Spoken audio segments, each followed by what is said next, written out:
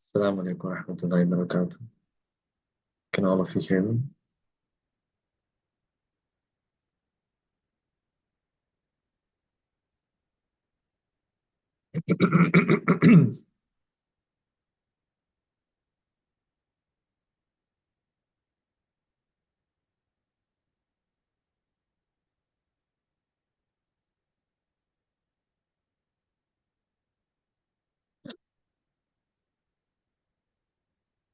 Alhamdulillah.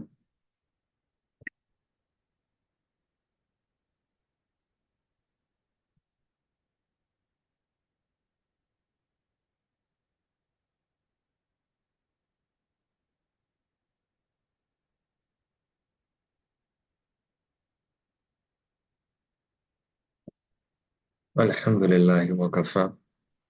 Wa salamun ala ibadihi allazina istafa amma ba'd. A'udhu billahi minash shaitanir rajim. Bismillahir rahmanir rahim. والذين جاهدوا فينا لنهدينهم سبلنا سبحان ربك رب العزة عما يصفون وسلام على المرسلين والحمد لله رب العالمين اللهم صل على سيدنا محمد وعلى آل سيدنا محمد وبارك وسلم اللهم صل على سيدنا محمد وعلى آل سيدنا محمد وبارك وسلم اللهم صل على سيدنا محمد وعلى آل سيدنا محمد وبارك وسلم.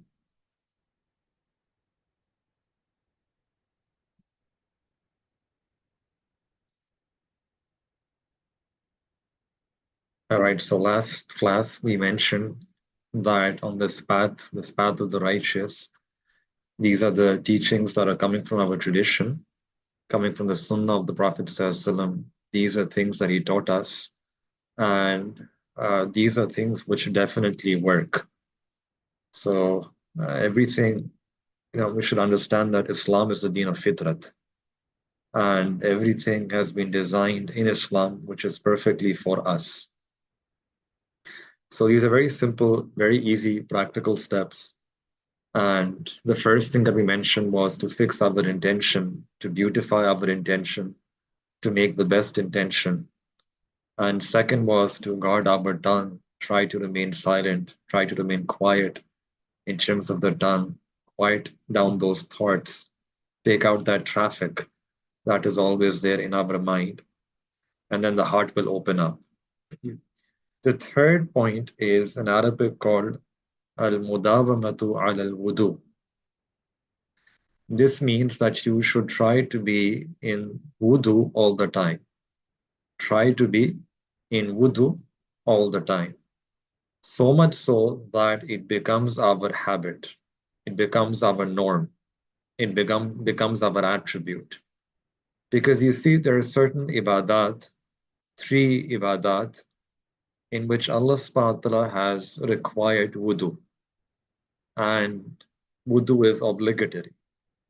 And in the other ibadat, wudu may not be required, not farz, but it's still better. It's an adab. But for the three ibadat, it's required. If you don't have wudu, you can't do that ibadah. Number one is salah. Number two is tawaf around the Baytullah Sharif. And number three is Quran, tilawat al-Quran. And why did Allah subhanahu wa ta'ala make wudu required in these three? There must be some power in that wudu that heightens our awareness of Allah, increases our connection to Him, increases our zikr of Him. And because Allah subhanahu wa ta'ala wanted us that we should be in the state of maximum zikr in our salah. We should only be thinking about Allah in our salah and in tilawat and in tawaf. So for that, Allah gave us wudu. And the power of wudu is that it brings a person closer to Allah. And although it's required in those three, it's not confined or limited to those three. You can do anything in deen and you can be in a state of wudu, or you can be without wudu. But if you do that activity, you do that amal, in a state of wudu, then that act will be of more benefit to you. You will have more focus in that, you will have more concentration, you will get greater closeness to Allah through that if you're able to do it in wudu. And it's about making this into a habit that we have to make this always. Now, every now and then there might be a person who's traveling, there might be certain issues, person is sick, they might have difficulty, illnesses. But otherwise, in normal circumstances, habit means that as soon as I break my wudu, I want to make up my wudu instantly. That's it. There's no delay. And once you start doing this and you start living such a life, in the beginning, this will require some effort, no doubt. Right? But then when you find that you start doing this and it becomes your habit, then you will find it very difficult to be without wudu. You will feel that I'm not in wudu, it's dampening me, it's taking me away from the remembrance of Allah. You would want to get that barakah and you would want to go back into a state of wudu. And one benefit of wudu is that this wudu will protect us against the attacks of shaitan. This is what the Prophet ﷺ taught us in a hadith, that wudu is silahul mu'min, it's a weapon of the believer. Weapon. It's like a shield. It's our weapon against shaitan. Why? Because when we are in wudu, shaitan has less ability to put those wasabis, his whisperings inside of us. So sometimes people say this. You say that if I came back home and I don't know what happened to me, and I got into a fight with my spouse, I got into a fight with my kids, or with my siblings, with my parents. And sometimes it was this because we were not in a state of wudu. That's it. But if we had been in a state of wudu and the other person at home was also in a state of wudu, then you would have been more immune to the whisperings of shaitan. And therefore, shaitan would not have used those waswasa to create those fights and issues between you. So this was the guidance that the Prophet ﷺ gave us. But we became lazy about this. We did not allow ourselves to be guided. Al-wudu salahul mu'min. This is hadith. We didn't take it seriously. This was the sunnah guidance. So we put our shields down. We were in a less spiritual state. And shaitan's wasawis and whisperings were then more successful. So we don't know. And in our life, there can be quite a number of fights and arguments and disputes that we actually wouldn't have had if we were in a state of wudu at that time. And we don't realize this. We have underappreciated this. There might be times when we reacted, we became angry. Not all of that anger might be due to this, but some of them. Some of that anger could have been prevented if we had been in a state of wudu at that time. So when we make wudu, we are less distracted. We are less prone to the attacks of shaitan. We have more concentration, more focus. And secondly, when we have wudu, not only are we protected from shaitan more, but we're also protected from our own bad thoughts. From our own bad thoughts. And a third benefit is that when you're always in wudu, then you're always able to pray salah as well. And if you're not always in wudu, you're not always able to pray. And this is something which is an issue for both men and especially women. Because when a person is not in a state of wudu, then a person tends to delay their salah. And sometimes the only reason for delaying the salah is that the person is not in wudu. Now, if he was in wudu, if she was in wudu, then they would have been able to pray easily. If for some reason a person is traveling and they were in a state of wudu, then they can pray anytime, any place, airport, plane, whatever the case might be. But if they're not in wudu, then there's another difficulty that they have to find a place in privacy, in seclusion, then a place that is pure, that doesn't make themselves impure. And sometimes this is a problem. Sometimes people go to sleep without praying Isha. And then it's a chance, right? That some of them might wake up before Fajr, they pray their Isha, they pray their Tahajjud and Fajr together. But then some of them might say that I was so tired, I would have prayed before I slept, but I was not in wudu. And because I was not in wudu, I went to sleep. And I thought I'll get up and I'll pray Isha before Fajr. And but then what happens? I ended up sleeping through and I only woke up for Fajr. I missed my Isha. Now, why? How did this all start? It started with the fact that the person was not in wudu, right? So this is a great benefit that if you're always in wudu, then you will always be able to pray. Always be able to pray. Once our Sheikh was telling of a surgeon in the US that how, people love to ask this question that how is he going to pray the salah at the time? And this person, he has never ever made a salah qaza due to surgery. Never. Now, why? He was asked about this and he said that because I make sure that I'm always in a state of wudu. So when I am in wudu, I can always step away for a little bit, for a few minutes, right there. And at least I can make my fardh salah.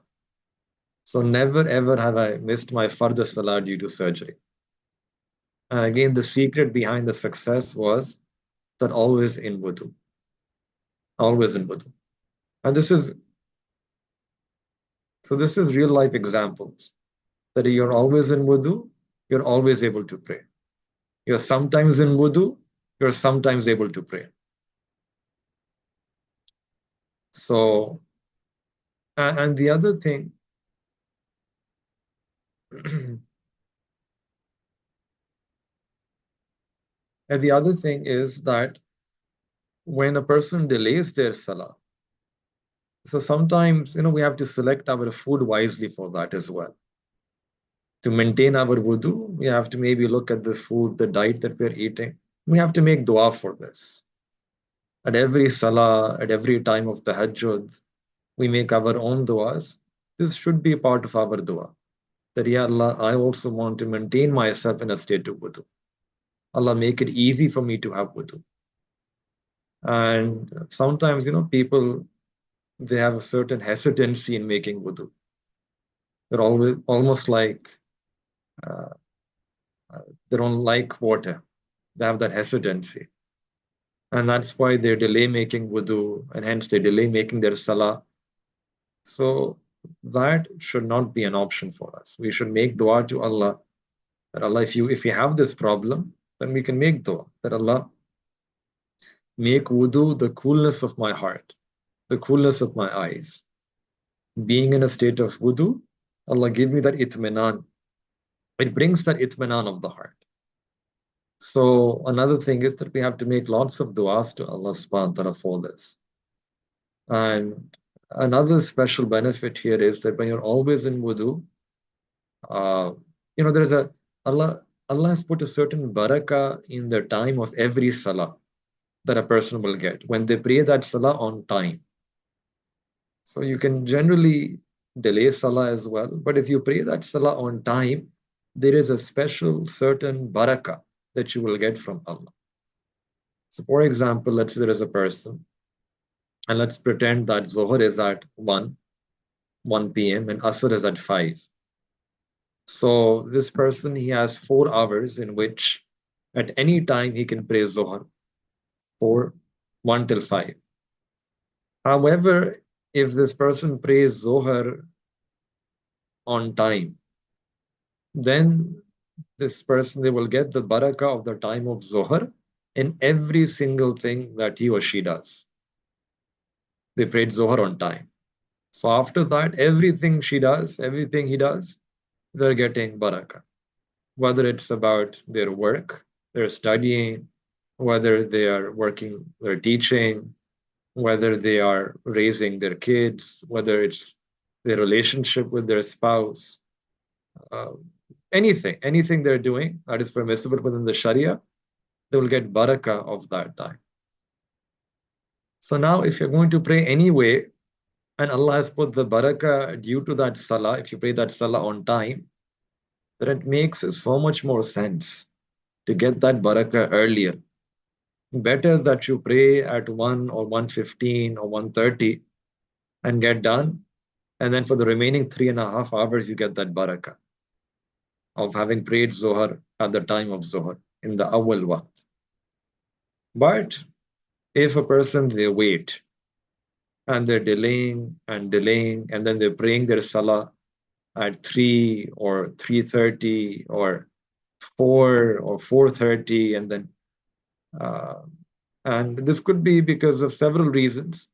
And if one of those reasons is this, that I did not have wudu, and they're delaying their prayer because they want to postpone the wudu, then fine. They will pray their Zohar eventually, but they will get the ajr of Zohar as well.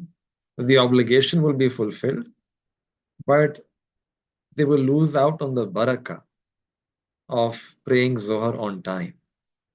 They get maybe for the last 5-10 minutes, they get that barakah, but the 3 or 4 hours that they missed by not praying Zohar on time, they will be spending that time without barakah, spending that time without the barakah of the fard salah. So that's why, again, person should be prompt in praying their salah. So Alhamdulillah, we have examples in our own tradition, people who would maintain their wudu and be able to maintain wudu for long stretches of time. Our own Sheikh was mentioning a story about his Sheikh, that he was quite old and was able to maintain his wudu from Maghrib till Ishraq, and the whole night. And Allah subhanahu wa ta'ala gives this ability that even in an advanced stage, it's like 85 plus, a patient of diabetes, and those who have, then they understand that sometimes when you're at that age, you need to make wudu more frequently. And from Maghrib to Ishraq, Allahu Akbar. So this is another thing that Allah blesses. Allah Ta'ala can bless you with this, that when you are young or you're in middle age, and you should try to be steadfast in wudu. And the barakah of making this effort now is that even in that old age, Allah will keep you on that wudu. And you can ask any elderly person who did not make this effort when they were young. And some of them, it might be difficult to make wudu, and they wish they could have remained in wudu. So if we want this, then when we are old, when we are elderly, Allah gives us this ability, gives us this blessing that we are always easily able to maintain wudu and keep wudu for a long period of time. Then for that, we should make this effort right now in our youth, in our middle age, until the 50s, so that Allah Ta'ala can keep His blessing with us after we turn 60. And one last thing about wudu is the Prophet ﷺ said that the way in which you spend your life will be how you die. So all of us, We would love that we die in a state of wudu. And that means that if we die in a state of wudu, we enter into our grave in a state of wudu.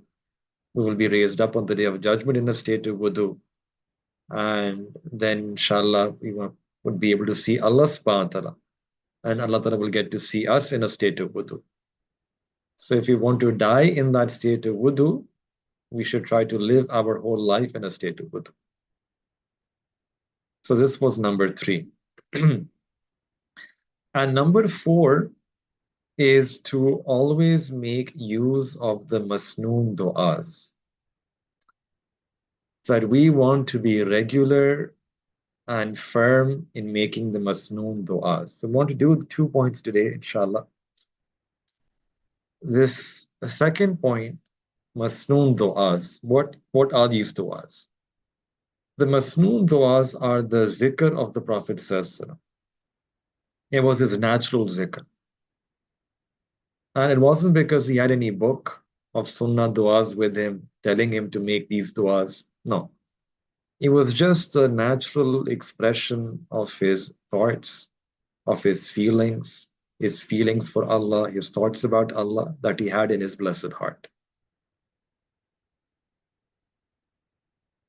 And one of the most important things on this path towards Allah, this path of becoming true in our relationship with Allah, this path of the Siddiqeen, the Salihin, the base is that a person should have Masnoon duas in their life.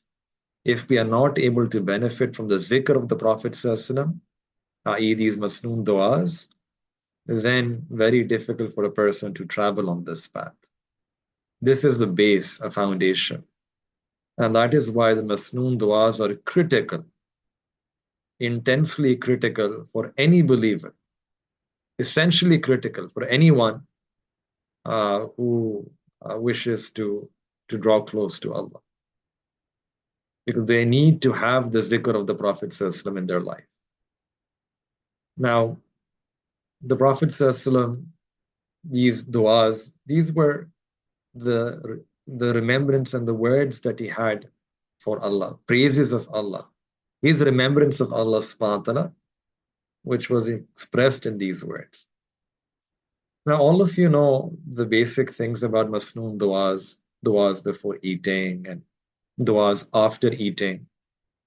Learn the duas before sleeping and after sleeping, entering the restroom, exiting restroom, wearing clothes, taking off clothes, looking in the mirror, leaving home, coming to home, entering home, and the list goes on and on. So I would advise that each one of us, we have a short book of these prophetic Masnoon duas. Maybe have multiple books. And then number 1, start with those duas that are used most in one day. Those duas that you use more than once a day. And master those duas. Second, master those duas that are used once every day. And then third, we can turn to those duas that are used on occasions. So such as visiting the sick people or occasions of marriage, etc. So the most important here is to first master those duas that are used multiple times every day. Multiple times. So for example, we eat multiple times every day. So the duas before and after eating.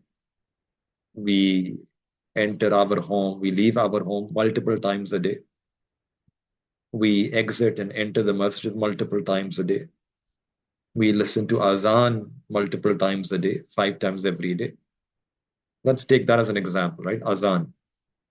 I'll just take 1 or 2 examples and show you the barakah, the power of these duas. Now look at azan. The dua that you recite after listening to azan. Now, first thing here is that even if you are unable to hear adhan wherever you are, you should still want to make this dua 5 times every day. You can just make sure that surely some distance wherever you are, some muazzin would have called the azan, and I might be out of range, and I can just make dua after the azan. Make this dua.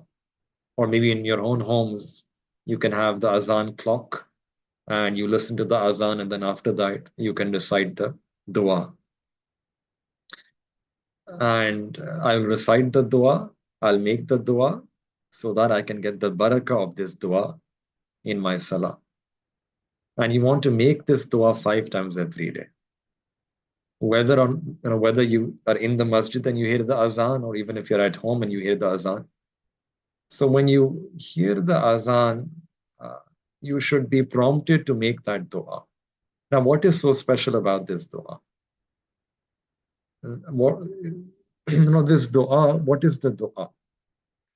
We are making dua that, oh Allah, grant maqami mahmud to the Prophet sallallahu alaihi wasallam.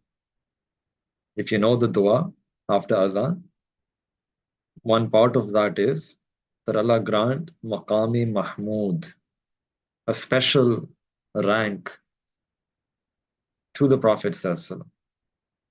And actually, this dua itself is the mercy of Allah Ta'ala.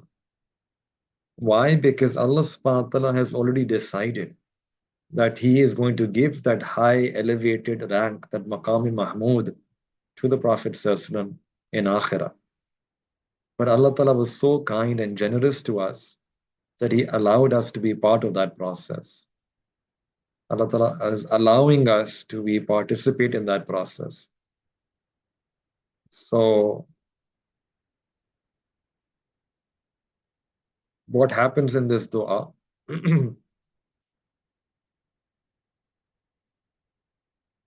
When I make this dua 5 times every day, and if you do the calculation, this is 5 times every day. I'm making this dua every day and every year, and you live for 40, 50, 60, 80 years. So in your whole lifetime, you would have made this dua several thousand times. That's over several thousand times you're making dua. Allah, I made dua that the Prophet ﷺ, give the Prophet ﷺ this maqami mahmud. Now, if I ask any one of you that if someone does amal on this sunnah, that they're making this dua after every azan, and they live for 60, 40, 50, 60 years of their adult life, and they're making this dua thousands of times. They're making dua to Allah to bless the Prophet ﷺ with this maqam. Now, what is the chance that that person will get the shifa'at and intercession of the Prophet ﷺ on the Day of Judgment? Right? It's guaranteed. A person who spent so many thousands of time asking Allah to grant this right of intercession, this maqam mahmud to the Prophet ﷺ, then on the Day of Judgment, this person will be able to get that maqam. They'll be able to get shifa'at from the hands of the Prophet ﷺ. So, and if there is a person who is lazy, because shifa'at, intercession, the right to intercede, is one of the things that Allah is going to grant the Prophet ﷺ as part of that maqam mahmud. This is the rabat, this is the connection. Sunnah is teaching us how we should make du'as to Allah. Allah will give the Prophet ﷺ this maqam on that day. And when the Prophet ﷺ will lift his head from that maqam, then Allah will grant him the right to intercede, right to do shifa'at. And those who are part of that process, who made tens of thousands and 20 of thousands and 50,000s such du'as in their life, that the Prophet ﷺ gets maqam mahmud. Then when they witness Allah Ta'ala telling the Prophet ﷺ that now he can make shifa'at, now he can intercede, their hearts will have a hope that the Prophet ﷺ is going to intercede for me as well. I made this dua for the Prophet ﷺ so many times. The Prophet ﷺ's heart will be attracted to their hearts. And that person who was lazy about this dua, did not make this dua, that person will not be part of this process. They would be scared then. What if the Prophet ﷺ does not recognize me? That who are you? What if the Prophet ﷺ just walks past me? Just imagine that you will be standing and so many people, you're on your right, left, front, back, and the Prophet ﷺ is doing their shifa'at. He's interceding on their behalf. He's taking them out of their sins, and those people are now going into Jannah. And then you are left alone. So when we think like this, we realize, is this optional to make dua? It would be foolish for us to think like that. That's just nafil. So our hearts, we shouldn't view these things to be optional. Shifaat of the Prophet system is required for us. This is required for us. We're not giving fatwas here. We're speaking about the heart. Our heart should feel like this.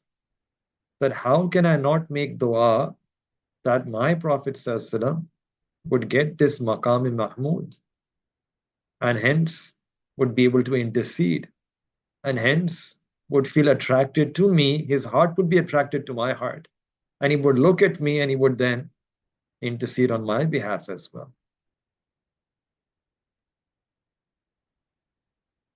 So to make these du'as. And the other thing is that sometimes you might miss out on any of these masnoon du'as. So no problem. Our mashayikh, they teach that if you miss out on reciting these du'as at the right time, no issue. You should just do qaza for that. Just repeat it later. No problem. You can make the dua after you prayed asr. So you forgot to recite the azan dua after listening to the azan of asr. Later on, when you realize, then you can recite the dua. You can make that dua. And there is also a barakah in that when you start making up the missed masnoon duas, that helps you remember to say those duas at the time, on time as well. So for the next days, a few days in Ramadan, we should try to focus on the masnoon duas that we already know. And really, many of us, we already know these masnoon duas. So we should use this time to focus. Focus. We can memorize those duas that we don't know. That can also be done. But our real problem is that there's so many duas that we already have memorized, but still we are unable to remember to pray the ones that we know about. So we should work on that in these days of Ramadan. It's part of that focus. Focus so that you remember to make duas, those masnoon duas every day. And even if anyone, they forget, and for example, when we sleep at night, we should then review our day and we should see that what were the masnoon duas that I missed. Maybe I had a snack and I forgot to say Alhamdulillah afterwards. Then you make it up right then at that time, at night time. Or maybe I entered the home really quickly to pick something up and I forgot to make dua for entering or leaving the home. Make that dua at night. Do your muhasabah. Replay your day and those daily masnoon duas that we may have forgotten, and then make those duas, recite those duas right there before you go to sleep. And then what will happen is that within a few days, this will have an effect upon you. You will start remembering and reciting those duas at the right time because of the barakah of this amal, because of the barakah of this remorse that you had, that Allah, I missed it. I feel bad about it. I want to make up for it. Allah likes this. This attracts Allah's mercy. And Allah will ensure the next time we don't miss it again. So we have to focus on these masnoon duas. And then there's also something called masnoon zikr. So this was the zikr that the Prophet ﷺ used to do. So, for example, the Prophet ﷺ, he taught us that when you pass through the marketplaces, the grocery store, markets, bazaar, and this is something that you you should recite this sentence, and he taught the Sahaba Ikram that dua. And you can Google this and you can find that dua on your own. So the Sahaba Ikram, they say when we heard this, the ones who didn't even work in the marketplace, they would walk in the marketplace, they would deliberately go there, go through the market with their gaze lowered, just so that they could say this dua and they could get the benefit of reciting this dua. It's a, this is who the Sahaba Ikram were. That's called love for Allah. That's called yearning for Allah. That's called loving the Prophet says. That's called following the Sunnah. That's called having this thirst for the Sunnah. This craze for the Sunnah. Craze for the Sunnah. So many of us, or some of you, might be living in places where you have all these shops and bazaars and downtown, and you can just recite the zikr of the Prophet ﷺ that he taught us. Make use of these sunnah du'as. The dua begins with La ilaha illallah. It's like the fourth kalama. And you recite that dua while you're in the market, and you will see the effect of that dua. It will keep you focused even in that place of heedlessness. It will keep you focus and keep you away from the distractions of the dunya, the glitter, the glamour of the materialistic things of the world. It will keep you away from window shopping and from being attracted to all of those items that are there on clearance sale that you don't need. Because when you're reciting this dua, when you're going through the market, you will feel a connection to Allah Ta'ala. Even though you are in that dunya, this is the power of the dua and the power of the zikr of the Prophet says. It will help you, it will protect you. And there are many, many such duas. Again, like we said, that it's best to buy a book and then learn those Masnoon Duas and Masnoon Zikr. And we can't go over all of them because we have limited time. But I give you one example. One example of a dua after azan. One example of a zikr, which is walking through the marketplace. And I'll give you one more example. Sometimes, again, it's the same reason, same thing, same issue that we had with wudhu. Sometimes a person says that I don't know what happens to me when I'm at work, everything is fine, I'm in a good mood, I talk very nicely to my colleagues, they'll give me the best employee of the month award, but something happens to me when I get home. When I come back home, I am in a bad mood. That's the way they explain it to you. And it's actually not just a bad mood, it's an explosive mood. Why? Why does this happen? For some reason, it's just this, right? For some people, it's just this, that when they entered the house, they forgot to recite the Masnoon Dua. That's it. That's simple. And when they left their home, they forgot to recite the Masnoon Dua. And Allah Ta'ala told us that these du'as have barakah, and you should recite them.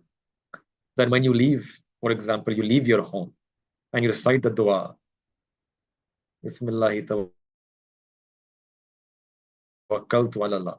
I'm leaving to go to work, and leaving my wife, my children back at home, but I'm placing all of them in the care of Allah Ta'ala. It's a wonderful way to go to work. Wonderful way. Allah is saying that I'm locking the door, but I'm actually leaving all of my family, my belongings, Allah, in your care. And then Allah said, when you come back and they're here, Allah told us that we should be happy that Allah, you took such good care of them. You should feel that. You have to feel these du'as, not just enough to say the words and memorize the words. You must understand those words as well. And then also try to feel those feelings. So the power of this dua of leaving home, entering home, is that when you're out, you will feel a feeling of happiness that my Allah is taking care of my belongings, everything for me. And that person who leaves the home with that dua, when they enter home with that dua, then you're entering with the name of Allah, and the chances are that you will not have those fights with the family. Maybe many of the in-house fighting that goes on is because we weren't using these du'as. We failed to be guided by the guidance of the Prophet. We thought these are small things. These are small. These are insignificant. These are trivial. We belittled this guidance. Some people thought that this is just basic. I want something more. I want something powerful. There is nothing more powerful than even the most basic word that the Prophet ﷺ gave us. And I want to repeat this, that there is nothing more powerful than even these words, the most basic, the most simple of words that the Prophet ﷺ gave to us. We can have 100 bayans, 100 classes, 100 lectures, and person might think that it's all dazzling and ma'arif and subtle points, but it's nothing. Nothing compared to even one word of the Masnoon Duas of the Prophet. These duas are pure nur. That pure power in these duas. So when we finish, if we eat our food without saying Bismillah, we finish eating without saying Alhamdulillah. So this is leaving that guidance. So in Ramadan, at suhoor, at iftar, we should focus on these Masnoon duas. Target on these Masnoon duas. There's a lot of power, a lot of barakah, a lot of blessing, a lot of mercy, a lot of nur, a lot of zikr in these du'as. Inshallah, you'll find this one of the greatest ways to reach Allah subhanahu wa ta'ala. I'll just end with one hadith that the Prophet said that whoever man ahabba sunnati, that person was a craze who loves my sunnah, then indeed that person loved me. And that person who loves me, that person will be with me in Jannah. So it begins with this love through the sunnah of the Prophet. So may Allah Ta'ala give all of us the tawfiq that we can make ourselves the true lovers, the true followers of the Prophet. May Allah subhanahu wa ta'ala grant us the ability to practice these points in our life. Wa akhiru da'wana anil hamdulillahi rabbil alamin.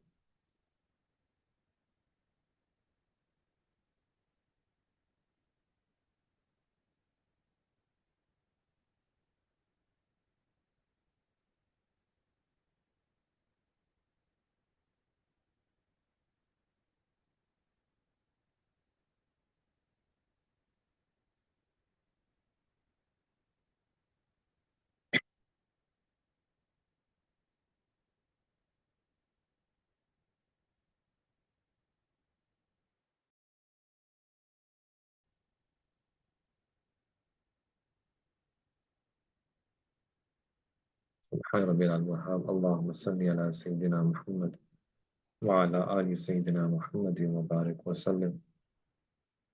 ربنا ظلمنا أنفسنا وإن لم تغفر لنا وترحمنا لنكونن من الخاسرين. ربنا آتنا في الدنيا حسنة وفي الآخرة حسنة وقنا عذاب النار. Ya Rabbi Kareem, Ya Allah, grant us the ability to act upon these teachings. Ya Rabbi Kareem, Ya Allah, we are your weak and sinning servants. Allah, we have been so forgetful of you. Allah, we have been so absent-minded, so heedless. Ya Allah, we ask that you remove this heedlessness once and for all. Allah, remove our sins once and for all. Remove this ghafla once and for all. Ya Rabbi Kareem, Ya Allah, make us such that we become people of good intentions. We also want to be amongst those who make intention and niyat for everything that we do. Allah, make our hearts have niyat. Make our minds have niyat. Ya Rabbi Kareem, Ya Allah, let us never do anything any more randomly or thoughtlessly. Ya Rabbi Kareem, Ya Allah, we ask you that you bring us to the zikr, bring us to your remembrance. Ya Rabbi Kareem, Ya Allah, remove the ghafla from us. Ya Allah, grant us that which is best for us. Ya Rabbi Kareem, Ya Allah, we ask you that you accept whatever pious intentions any one of us have in our hearts. Ya Rabbi Kareem, make us people of the Sunnah, true lovers of the Sunnah, true followers of the Sunnah. Every single Sunnah of the Prophet Sallallahu Allah adorn us and beautify us with the Sunnah. Ya Allah, Ya Rabbi Kareem, Allah, you made us from the Ummah of Nabi alayhi salatu wasalam. Allah, make us a true Ummati. Allah, make us a true Ummati. Ya Rabbi Kareem, Ya Allah, we ask that you cast that special glance upon us. Ya Rabbi Kareem, select us for the Sunnah of the Prophet Sallallahu. Select us to follow the Sunnah. Select us to follow his Seerah. Select us to follow his adab, his mannerisms. Select us to follow his akhlaq. Ya Rabbi Kareem, select us to remember every single dua and zikr that he taught us, every single dua and remembrance that he had of you. Ya Rabbi Kareem, select us just like you have selected us to be from the ummah of Nabi alayhi salam. Allah, select us, Ya Allah, to be among the lovers of Nabi alayhi salam. Allah, select us to be amongst the companions of Nabi alayhi salam in Jannah. Ya Rabbi Kareem, Ya Allah, we ask you that you, Allah, make us lovers of His Sunnah, to grant us, Ya Allah, state of wudu at all times. Allah, make it easy for us. Allah, make it easy for us to make this effort. Allah, out of your rahmah, Allah, make this easy for us. Ya Rabbi Kareem, Ya Allah, and grant us the ability to taste the sweetness of wudu, the pleasure of wudu. Ya Rabbi Kareem, make us prompt in our salah, prompt in our wudu. Ya Rabbi Kareem, Ya Allah, every single salah that every one of us ever pray, Allah grant us the full barakah of that salah, in the full time of that salah. Allah, make it easy for us to remember the Masnoon Duas. Allah, remind us of those Masnoon Duas when we forget. Guide us, Ya Allah, to those du'as when we become misguided, when we go astray. Ya Rabbi Kareem, save us from going astray. Save us, Ya Allah, from all kinds of misguidances. Ya Rabbi Kareem, Ya Allah, enable us to practice silence in our life. Ya Rabbi Kareem, to speak good or else remain silent. Ya Rabbi Kareem, Ya Allah, grant us the tawfiq to implement all of these teachings in our life. Ya Allah, Ya Rabbi Kareem, whatever pious intentions any one of us have in our hearts, Allah accept those du'as. ربنا تقبل منا إنك أنت السميع العليم وتب علينا إنك أنت التواب الرحيم صلى الله تعالى على حبيبي خير خلق محمد وعلى آله وصحبه أجمعين برحمتك يا أرحم الراحمين.